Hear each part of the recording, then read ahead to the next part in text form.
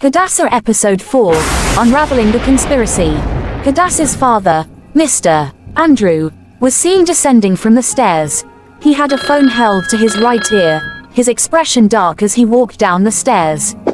His harsh footsteps were heard echoing in the living room.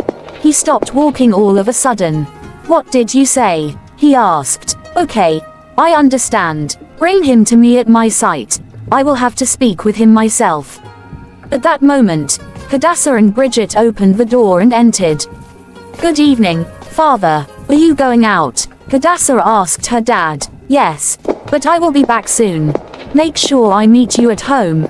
I have something that I want to discuss with you, Mr. Andrew said and walked out of the house without waiting for an answer from his daughter. "It seems your dad is angry," Bridget asked. "It's obvious. I hate seeing him like that. He looks like he's ready to bury anyone alive," Hadassah replied. "Well, that makes him more handsome, I guess. Please let's go inside. I need to freshen up and rest," Bridget said, and they both entered Hadassah's room. Mr. Andrew drove straight to his building site. As he parked his limousine and came out of it, two more cars were seen driving roughly towards the site. The cars parked beside Mr. Andrew's limousine, one on the right and the other on the left. The one on the left opened the car door and came down. He then walked over to the back door, opened it, and dragged a man out. The man was in his early 40s, had a pot belly, and was light in complexion. His hands were tied behind his back. "Bring him in, Mr. Andrew said, and he walked inside the uncompleted building. The man was dragged by two men into the building, and as they got in, they made him kneel before Mr. Andrew. Mr. Andrew stared at him with a dark expression for about 5 seconds before he kicked him hard in his belly. "Why are you so selfish?" Mr. Andrew asked. "I asked for a little out of your possessions. Why don't you want to give it up?" "I'm selfish," the man laughed sarcastically. "Andrew, why are you so heartless? You killed my wife and my child, took over my company and even my estate. Now the only company left for me to manage, you want to take it too. Do you have a heart at all?" As the man said that, the two men holding him started throwing punches, beating him until he started vomiting blood. "That's enough." Andrew's voice rang through the whole building. "Is this all you guys can do?" The man said, "If you think I'm going to sign these papers, then you lie. I'd rather die than sign them." "It's fine. You sure will die, but I still want to make use of you. Either you like it or not, you will sign these documents. Take him to the secret base. I will bring him some gifts tomorrow, Mr. Andrew said and left the building. The bodyguards dragged the man out, following behind Mr. Andrew. "What else can you do? You already took everything away from me. No matter how you try, I will never let go of my company. It belongs to me, not you," the man yelled at Andrew as the bodyguards dragged him inside the car. Mr. Andrew brought out his phone, paying no attention to the yelling man, as he dialed a number on his phone. "I sent an address to your phone just now. Go there and bring him to the secret base tomorrow by 7 p.m. Mr. Andrew ended the call and entered his car. As he was about to start the engine, his phone rang. He checked his phone to see who was calling. It was his friend, the VC at Hadassah's school and also Bridget's father. "Hi Nicholas, it's been a while. How have you been?" Mr. Andrew replied, now starting the engine. "I'm fine, Andrew. How are you and the family?" Nicholas asked. "We are doing great, Nick. Hope there's no problem." "Not at all, Andrew. I actually called to talk to you about Hadassah. Her lecturer came to me this afternoon and showed me the test she did. In fact, I was dumbfounded when I saw what she wrote. All she was writing has nothing to do with the questions asked. I really don't know how to address this issue. That's why I called to let you know. If there's something you want to do about it," Nicholas said. Andrew opened his mouth but couldn't form any sentence. What should he do about his daughter? Why can't she just listen and do what he wants at least for once? "Hello, Andrew, are you still there?" Nicholas asked. Yes, Nick, I'm sorry. I will definitely do something about it, but please, you must make sure she passes by all means. Of course, Andrew. Passing her is nothing. I'm just worried about her ability. Have you forgotten why we want our daughters to study law? Nicholas asked. Of course, I remember. I just want her to get the certificate, that's all. You can leave the rest to me, Andrew said. Okay, Andrew, I understand. I will have to leave now. Regards to your wife, Nicholas said and ended the call.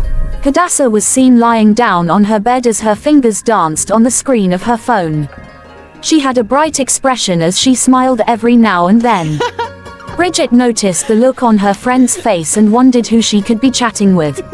She tried to look through her phone, but Hadassah caught her and asked, "What are you trying to do?"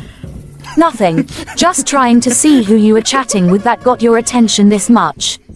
"This is unlike you," Bridget replied, looking anxiously at her friend.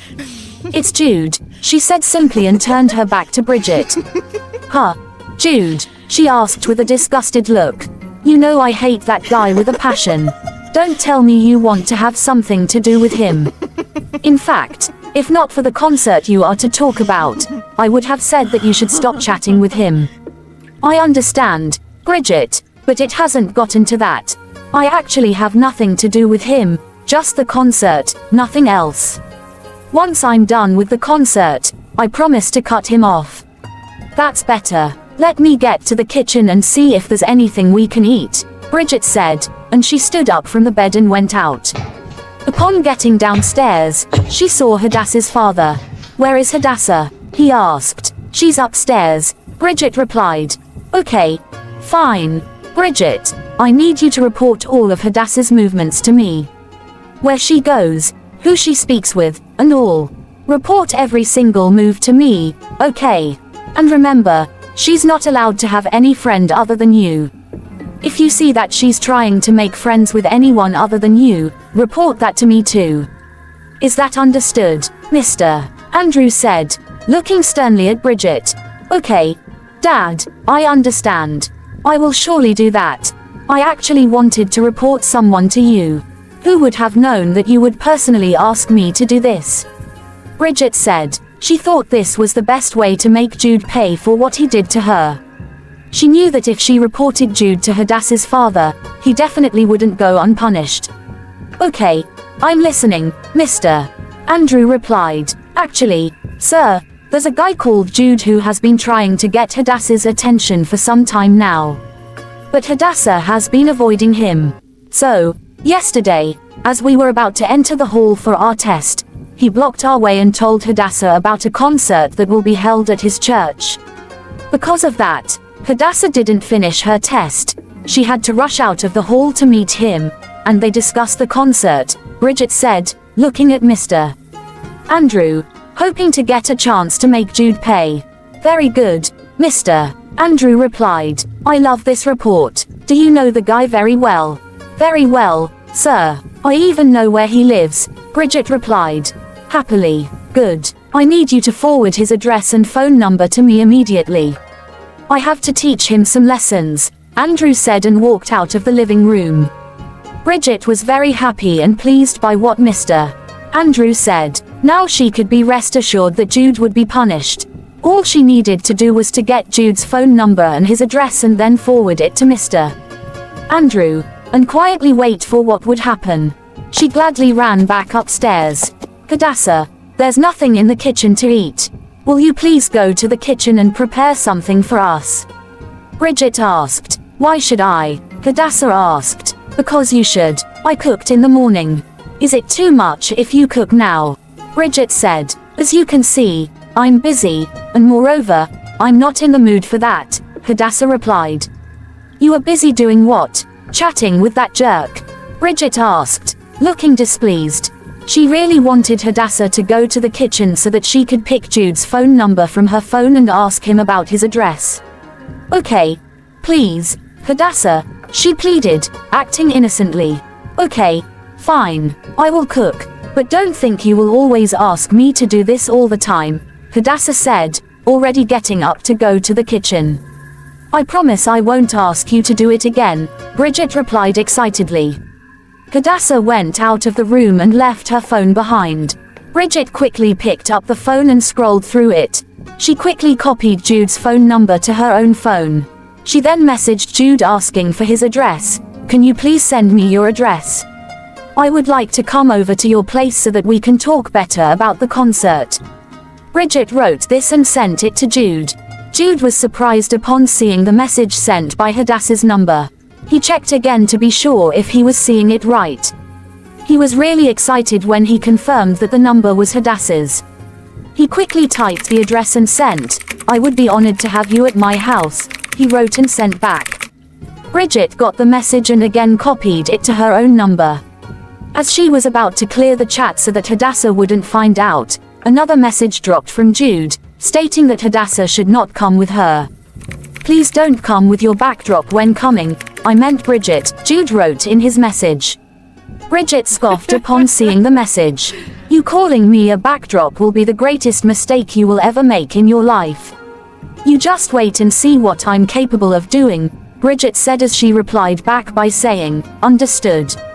Then she cleared the chat and placed the phone back where Hadassah left it. After that, she picked up her own phone and forwarded all the information she got about Jude to Hadassah's father. To be continued in episode 5. Thanks for watching. Kindly follow us for more.